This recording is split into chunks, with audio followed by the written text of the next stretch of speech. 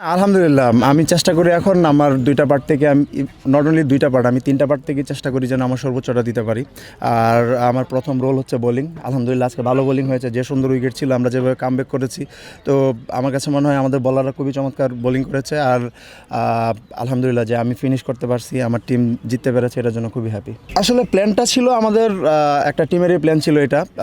মুসাদ্দেক স্যারের সাথে কথা বলেছে, অঙ্কন স্যারের সাথে কথা বলে যে যেহেতু আমাদের রান রেট একটু কম ছিল আমাকে উপরে পাঠানোর জন্য, যেন আমি গিয়ে একটু এক্সিলারেট করে খেলতে পারি। কালার এক্সপার্ট ডার্ক স্যাপ এবং মাইল্ড অন হ্যান্ডস টেকনোলজি সমৃদ্ধ অরিক্স অ্যাডভান্স ডিটারজেন্ট পাউডার আপনার লন্ড্রি এক্সপার্ট। তো আলহামদুলিল্লাহ ওই প্ল্যানটা আমি এক্সিকিউট করতে পেরেছি। তো টিম জিতেছে, এটার উপর আর কোনো কথা নাই। আমাকে যদি রেটিং করতে বলেন, আমি অবশ্যই বাংলাদেশের সেরা। এজ এ প্রফেশনাল প্লেয়ার সবাই চেষ্টা করে টিমের জন্য কন্ট্রিবিউট করার, তো আলহামদুলিল্লাহ আমি এটা করতে পেরেছি।